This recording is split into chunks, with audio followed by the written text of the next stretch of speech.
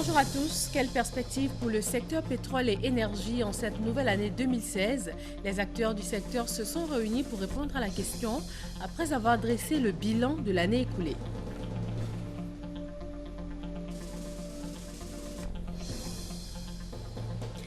Huitième jeu de la francophonie, la mascotte sera dévoilée après-demain mercredi. Le comité national est à pied d'œuvre pour la réussite de l'événement mondial et c'est la Côte d'Ivoire qui accueille la rencontre en 2017. Le Rwanda accueille environ 75 000 réfugiés burundais. Ils vivent pour la plupart dans des conditions de plus en plus difficiles du fait de la crise qui perdure dans leur pays. Bienvenue dans le 13h de ce lundi 25 janvier. Merci d'être avec nous sur RTI 1. Les acteurs du secteur pétrole et énergie dressent le bilan de leurs activités, récapitulatif des nombreux programmes de développement initiés dans la filière, sans oublier bien sûr les perspectives pour l'année 2016 et sur le long terme. Mamadou Kwasi. Ils étaient tous là. Les acteurs du secteur du pétrole et de l'énergie, privés comme publics, se sont retrouvés pour faire le bilan de l'année écoulée, mais aussi pour jeter les bases de la nouvelle année. Si le bilan 2015 est jugé satisfaisant, beaucoup reste à faire pour que ce secteur contribue efficacement au développement économique de la Côte d'Ivoire pour le bien-être de la population. Nous voulons rêver grand, faire en sorte que nous soyons sur le plus grand marché de l'énergie en Afrique de l'Ouest. C'est pour ça qu'on nous a demandé de passer de 2000 à 4000 MW. Nous devons nous armer, aller au-delà des 4000 MW. Parce que les 4000 MW ne seront pas suffisants pour la Côte d'Ivoire à l'horizon 2020. J'invite donc Azito, Cyprel, tous les autres intervenants à commencer à réfléchir, à nous présenter un programme. Au niveau de l'énergie, de nombreuses initiatives sont en cours pour la période 2016-2020. 5 500 milliards de francs CFA seront investis dans divers programmes de développement énergétique, prenant en compte les énergies renouvelables. Améliorer le ratio qualité-prix des produits servis aux populations, répondre avec efficacité à la demande d'énergie des pays voisins frères et à travers les projets d'interconnexion. Lutter efficacement contre la cherté de la vie. Le ministre Andaman Tounkara et ses collaborateurs ont promis faire plus pour le bien-être de la population ivoirienne en cette année 2016. Cela passe par la qualité de la production d'électricité avec un coût supportable pour tous les ménages. Ce n'est pas le tarif qui est en cause, mais c'est notre utilisation de l'électricité en Côte d'Ivoire qui est en cause. Il y a seulement la semaine dernière, le Ghana a augmenté le tarif de l'électricité de 62,83%. 220 francs le kilowattheure. Ici en Côte d'Ivoire, si je ne m'abuse, c'est 68 francs, 70 francs le kilowattheure. Selon le ministre de l'Énergie et du Pétrole, tous les villages de plus de 500 âmes seront électrifiés à la fin de l'année 2016, à la demande du président de la République, Alassane Ouattara. Concernant la production du gaz naturel, les actions déjà entamées seront renforcées pour répondre aux besoins des populations. Au niveau de la formation, une centaine de jeunes Ivoiriens sont en formation dans différentes universités du monde entier. Le Club Afrique Développement, un réseau pour fédérer les acteurs et opérateurs économiques nationaux et internationaux pour des investissements en Afrique. Il vient de voir le jour. Il offre entre autres une plateforme électronique exclusivement réservée aux membres et un forum international Afrique Développement une fois par an. Noël Niagno. L'Afrique, une mine d'opportunités multidimensionnelles. En Afrique, la croissance attendue sur les prochaines années est autour de 5%. Aujourd'hui en Afrique, et une accélération du développement qui est sans précédent donc, dans le monde. Et parallèlement à cela, l'Afrique dispose de moyens extrêmement importants dans le domaine des mines, dans le domaine de l'agriculture, dans le domaine des énergies renouvelables, dans le domaine des ressources humaines. Quand on a un niveau pyramide des âges qui est très avantageuse par rapport à ce qu'on peut trouver dans les autres pays donc européens ou américains. Ce potentiel, cette énergie latente, il faut lui trouver les moyens de son éclosion, de sa réalisation concrète. Voilà le sens de l'avènement du Club Afrique Développement. Fédérer les forces, les énergies sur le développement de l'Afrique, à fédérer et à développer donc, la coopération sud-sud. Nous le voyons donc une plateforme qui va mettre en relation donc, des opérateurs économiques africains de plusieurs pays. Ce club est mis sur orbite à compter de ce mardi 19 janvier 2016. En présence d'acteurs économiques ivoiriens et leur mobilisation qualitative témoigne de la pertinence de l'initiative. C'est un club de réseau, de partage qui met en contact des hommes, qui va aussi contribuer à la formation, à l'information. Donc c'est un outil qui doit permettre aussi de s'ouvrir davantage sur tous les plans. Ce rendez-vous des opportunités d'affaires entre différents pays, que le notaire soit là pour soutenir le mouvement, pour dresser acte, conserver, authentifier et puis conseiller. Droit d'adhésion au club, 900 €, soit environ 589 500 francs CFA, pour un retour sur investissement portant entre autres sur l'accès à la plateforme électronique et la participation tous les ans au Forum international Afrique Développement. Une rencontre de 1500 opérateurs économiques et décideurs politiques issus de 17 pays. Les femmes ministres du gouvernement ivoirien, anciennes et nouvelles, se sont réunies pour un partage d'expériences. Il a principalement été question pour les entrantes de s'imprégner des méthodes de travail au sein du gouvernement. Sidonie Davila. Sur les 9 ministres femmes que compte le nouveau gouvernement, elles étaient au nombre de 6 à prendre part à ce déjeuner initié par leur collègue Kandia Camara. Un déjeuner aux allures de séance de travail, il a permis aux nouvelles ministres de s'imprégner de la méthode de travail gouvernementale. Donc, c'est le projet de loi, c'est le projet de décret, et puis ensuite, il y a la communication, voilà, de politique. Et nous avons vraiment bénéficié de leurs conseils, ils nous ont expliqué la manière dont le gouvernement travaille, et je pense que ça va beaucoup nous aider dans la préparation et la présentation de nos dossiers. Voilà donc toute la substance de ce déjeuner qui a réuni les anciennes et les nouvelles ministres du gouvernement. Elles témoignent ainsi de leur volonté d'honorer la confiance placée en elles par le président Alassane Ouattara et le premier ministre Daniel Kablan-Duncan. Nous pouvons affirmer ici qu'au niveau du Conseil, nous avons atteint le quota de 30%. C'est une grande et lourde responsabilité. Nous allons l'assumer de la manière la plus significative pour dire au président qu'il ne s'est pas trompé en faisant confiance aux femmes. Le temps est donné, place maintenant au travail. De nombreux dossiers attendent. Assassinat du général Robert Gueye, l'audience a repris ce lundi à l'état-major général des forces républicaines de Côte d'Ivoire. Elle avait été suspendue à la demande des avocats des parties civiles suite à des exceptions soulevées par la défense. Les 24 accusés sont des militaires, des membres de sa garde rapprochée et de sa famille. Les acteurs du système éducatif réfléchissent à de nouvelles orientations pour une meilleure organisation. Ils veulent faire en sorte que l'enseignement technique et la formation professionnelle contribuent significativement au rayonnement économique de la Côte d'Ivoire. Moussa Konaté. L'enseignement technique et la formation professionnelle à la recherche d'un nouveau souffle. Un séminaire donc pour plancher sur la question. 48 heures d'échange entre les acteurs pour identifier les faiblesses du secteur. Également des propositions pour une meilleure organisation. Nous avons besoin des équipements dans le sens de mieux conduire les séances de micro-enseignement et nous avons besoin de laboratoires pour des simulations dans les formations du génie mécanique, du génie électrique et de la construction métallique.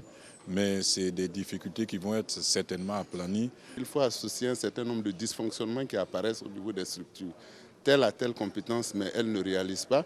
Telle se retrouve avec telle autre mission, quand on retrouve la même mission dans d'autres structures. Les structures ont tendance à se retrouver dans les mêmes missions, ce qui crée beaucoup de confusion. Réhabilitation d'infrastructures de formation, révision des filières d'enseignement, renforcement des capacités du personnel d'encadrement, qualité de formation adaptée au marché de l'emploi. Tout est passé au peigne fin pour traduire en acte la vision de l'État ivoirien. C'est de faire en sorte que les hommes qui sortent de cet enseignement aient le meilleur niveau de qualification pour ne pas tomber dans le chômage. Le monde a beaucoup changé, a évolué. Il y a des filières qui ne font que générer du chômage, alors qu'il y a d'autres qui font partie du monde nouveau de l'innovation. Et ce sont ces filières-là qu'il va falloir promouvoir. Faire de l'enseignement technique et la formation professionnelle des piliers du rayonnement économique du pays. Pour atteindre cet objectif, le ministre Paul Kofi Kofi appelle à l'engagement de ses collaborateurs pour relever les défis nouveaux. Rentrée académique à l'université Alassane Ouattara de Bouaké. Le département des sciences du langage et de la communication a initié à cette occasion une conférence sur le thème « La RTI face aux défis de la libéralisation de l'espace audiovisuel ». Kader Sogodego. Amphithéâtre C du campus 2 de l'université Alassane Ouattara de Bouaké. Les étudiants du département des sciences du langage et de la communication, ainsi que leurs enseignants sont présents pour leur entrée académique 2015-2016. Pour cette reprise, ce département accueille le directeur général de la radiodiffusion-télévision ivoirienne, Amadou Bakayoko, accompagné d'une forte délégation. Le premier responsable de la RTI prononce une conférence. La RTI face au défi de la libéralisation de l'espace audiovisuel en Côte d'Ivoire. Une présence et un thème alléchant pour les futurs communicateurs. Pour le conférencier, la RTI, grâce à une ressource humaine de qualité, un programme riche et varié, un volet économique maîtrisé, va répondre aux enjeux à venir. Ce qu'il faut retenir, ce sont ces trois éléments sur lesquels nous jouons, des ressources humaines de qualité, des programmes satisfaisants et un modèle économique robuste. Parce que dans nos métiers, il y a les talents qui doivent faire des contenus, mais il y a également les questions économiques qui sont des questions importantes pour pouvoir payer correctement. Par rapport à notre cahier des charges, répondre à ce besoin d'informer, d'éduquer et de divertir. Enseignants et étudiants disent avoir été séduits par les propos du directeur général de la RTI. Cette télévision, avec un directeur général aux grandes ambitions, dans un élan de numérisation très poussé, qui nous rassure, nous autres téléspectateurs de RTI. Nous savons maintenant que la télévision est à notre service. La télévision est présente pour nous informer, pour nous divertir. Et il faudrait que nous puissions rester soudés, quoi qu'il arrive. La RTI même a un cahier de charges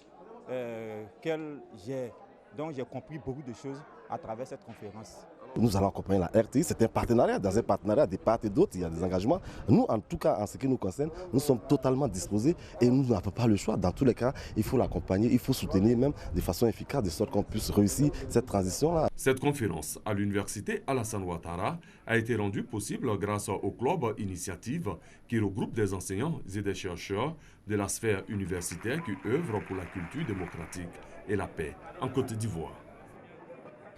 Et on quitte les campus pour les plantations avec l'Assemblée générale ordinaire de la coopérative des producteurs d'anacarde de Goïtafla. C'est dans le département de Zionoula. La coopérative a fait le bilan de l'exercice 2015 et dressé les perspectives. Honorina Igori. La filière anacarde se porte bien dans le département de Zionoula. C'est ce qui ressort de l'Assemblée générale ordinaire de la coopérative des producteurs d'anacarde de Goïtafla. Les membres du conseil d'administration de la coopérative ont fait le bilan moral et financier de la structure jugée positif. Au titre de la campagne 2015, la coopérative a atteint une production de 293 000 tonnes, faisant de cette entreprise le premier producteur de la région de la Maraoué. Un succès salué par le représentant du directeur général du Conseil du coton et de l'anacarde et la directrice départementale de l'agriculture de Zionoula. Tout ça, c'est des actions qui sont au profit des producteurs pour améliorer la qualité, pour augmenter la production, les encourager à suivre les conseils des encadreurs. Pour le secrétaire général de la coopérative, l'union entre les producteurs est à l'origine du succès de cette campagne agricole.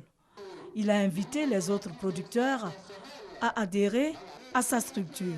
Nous voulons dire que l'organisation que nous faisons autour de notre activité nous permet d'aller de l'avant. Aujourd'hui, avec 573 producteurs, nous sommes en train d'aller un peu vers une bonne organisation d'une société coopérative.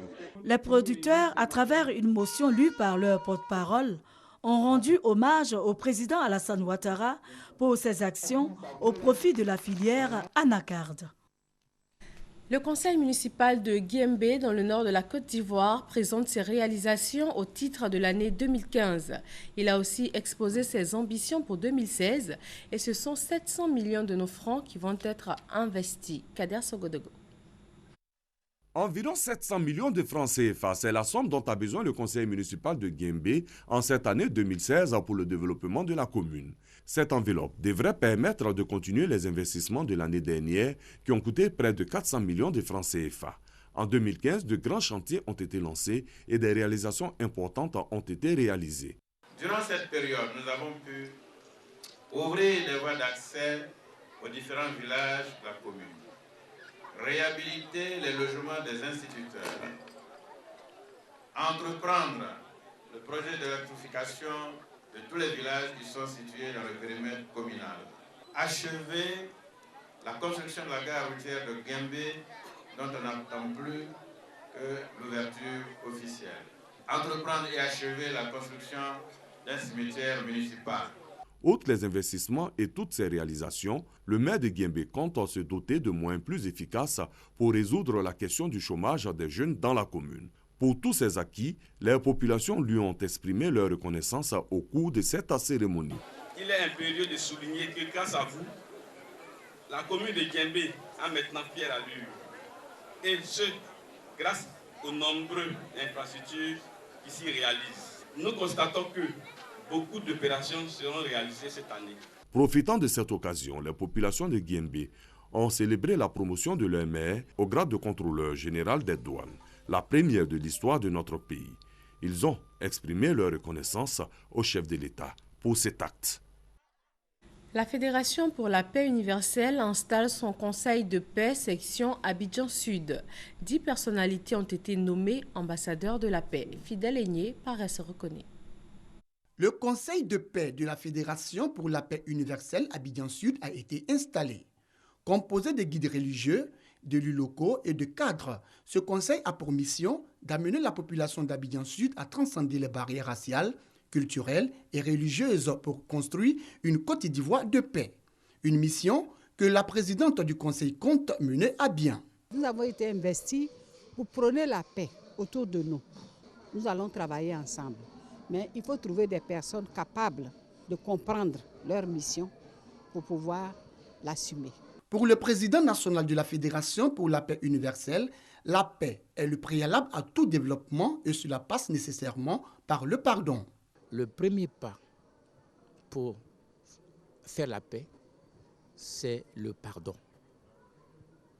Après une crise, le pardon est la première porte à franchir pour aller vers la réconciliation. Et celui qui pardonne, contrairement à ce que beaucoup pensent, ce ne sont pas les bourreaux, mais ce sont les victimes qui doivent pardonner d'abord leurs bourreaux. Et si les victimes pardonnent à leurs bourreaux, alors la paix est possible. Au cours de cette cérémonie, 10 personnalités ont été nominées ambassadeurs de paix, grade le plus élevé de cette organisation. Les ambassadeurs de paix constituent un réseau global de décideurs représentant la famille humaine dans toute sa diversité. Le professeur Akéassi Laurent, l'illustre botaniste ivoirien décédé il y a 2 ans, a laissé derrière lui une fondation botanique. C'est un lieu ouvert, il est à la disposition des chercheurs. Découverte avec Issa Yeo et Serge Coléa. Considéré par ses pairs comme le génie de la forêt, le botaniste ivoirien Laurent Akéassi a tiré sa révérence il y a 2 ans à l'âge de 83 ans. Illustre botaniste de la Côte d'Ivoire et du continent, il a développé une connaissance poussée de la botanique. 70 ans de vie consacrés à l'étude de la flore ivoirienne. Son rêve, avant sa disparition, était de transformer sa résidence familiale située à Yopougon-Andokwa en une fondation botanique avec pour objectif de servir la communauté scientifique. Cette fondation, créée en 2012, abrite aujourd'hui l'Institut botanique Akéassi d'Andokwa, IBAN, dirigé par le docteur Akéassi Emma. Essayer de prendre des contacts pour essayer de valoriser le patrimoine qu'il nous a laissé. Il nous a légué un herbier. Cet herbier permet de reconstituer la flore ivoirienne. Bon, pour le moment, ces herbiers sont encore entassés. On est en train de chercher les moyens pour essayer de les coller, reconstituer, les numériser. On a également une bibliothèque, une collection de milliers d'ouvrages qui nous a légué également. Et nous souhaiterons mettre en place une bibliothèque à la disposition du monde scientifique. À travers cette œuvre de recherche, le professeur Laurent Akéassi n'avait qu'un seul but, pérenniser et développer le fruit de son travail. Mais sans grands moyens, l'Institut ne peut fonctionner. Il ne peut être utile à la nouvelle génération. Une nouvelle génération, consciente pourtant de l'immensité du travail du génie de la forêt. Le professeur Aké est parti sans vraiment partir, car son enseignement reste intact. Seulement, si rien n'est fait pour préserver ce trésor, il risque lui aussi de s'éteindre, et là, cet éminent chercheur sera vraiment parti.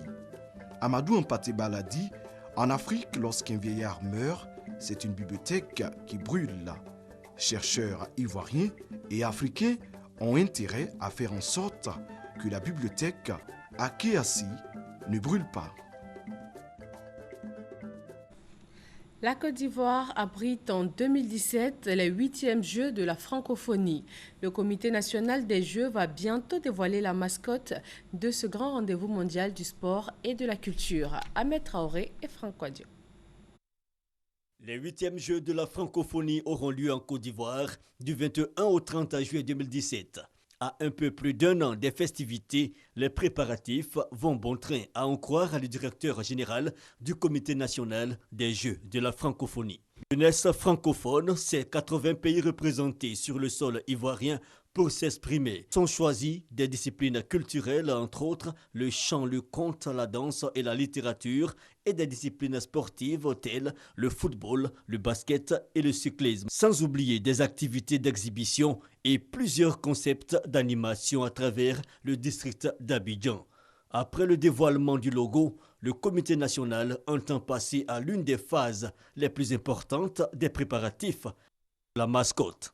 Et ce serait aussi l'occasion de découvrir cette représentation visuelle des Jeux et l'occasion de sensibiliser la population ivoirienne à la marche vers les Jeux Abidjan 2017. L'événement aura lieu le mercredi 27 janvier à la salle Louga François du Palais de la Culture, un événement auquel est invité l'ensemble de la population.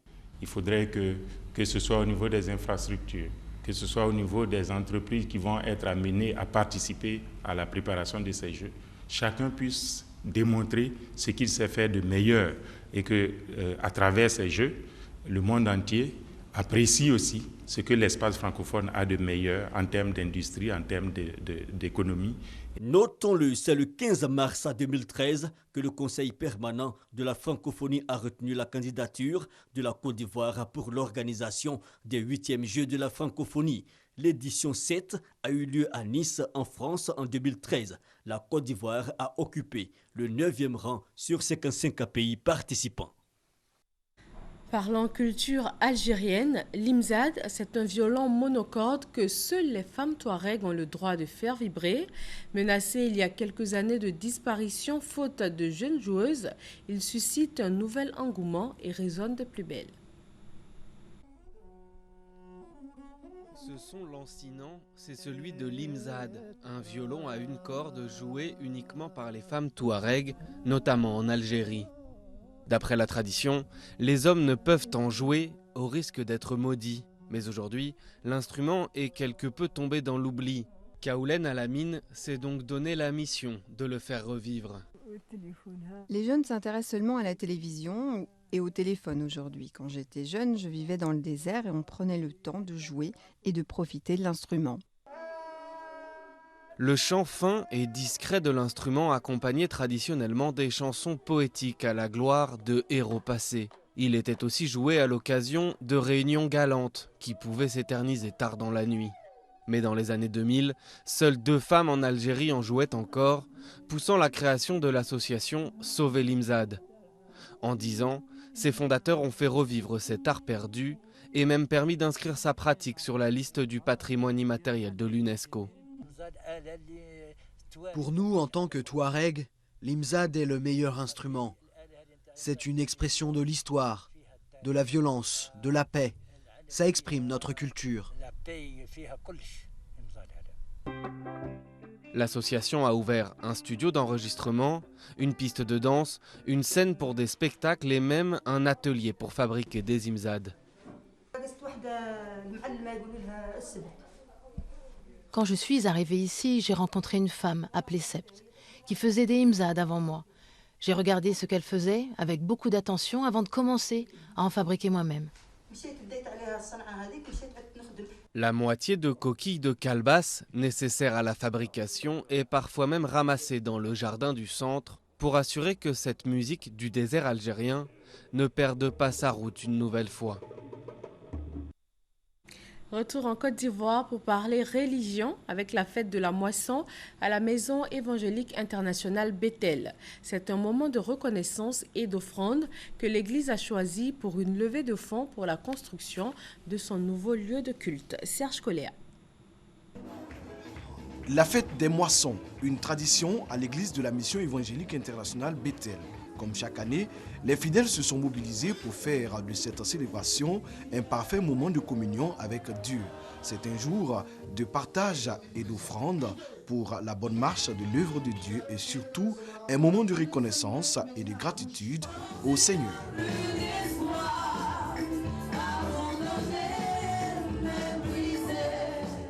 L'objectif principal de cette fête des moissons était la levée de fonds pour l'achat d'un terrain en vue de construire un lieu de culte à la gloire du Seigneur Jésus-Christ pour l'église Mission évangélique internationale fondée et dirigée par la prophétesse Déborah.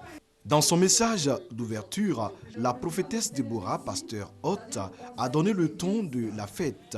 Différents groupes constitués ont participé aux articulations de ce culte spécial. Pour l'occasion, le corps du Christ était représenté. L'apôtre Pangui Bernard, président des églises à Béthanie et président du SNEPSI, le Conseil national des églises protestantes et évangéliques de Côte d'Ivoire, accompagné de la présidente des femmes de cette organisation, Anne-Marie Cougnon, ainsi que d'autres hommes de Dieu, notamment le prophète Ouattara Eli de Béthanie Espérance. Tous ces hommes de Dieu sont venus par leurs différents messages raffermir la foi des chrétiens. Les responsables de l'enseignement confessionnel islamique formés aux valeurs prophétiques. Leurs capacités sont renforcées afin qu'ils puissent mieux transmettre les préceptes de l'islam. Paresse reconnaît. Le bienfait, la responsabilité, la citoyenneté, l'amour du prophète Mohammed, prophète de l'islam. Des valeurs enseignées aux acteurs de l'enseignement confessionnel islamique de Côte d'Ivoire autour du thème « Les valeurs prophétiques ». Quel apport pour une Côte d'Ivoire émergente. Des enseignements dispensés par des professeurs venus de l'Arabie saoudite. Le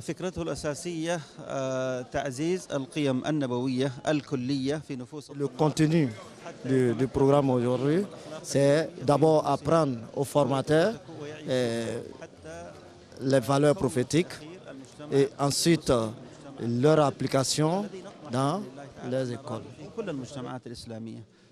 L'initiative est de l'Organisation des établissements d'enseignement confessionnel islamique en Côte d'Ivoire, OSCI.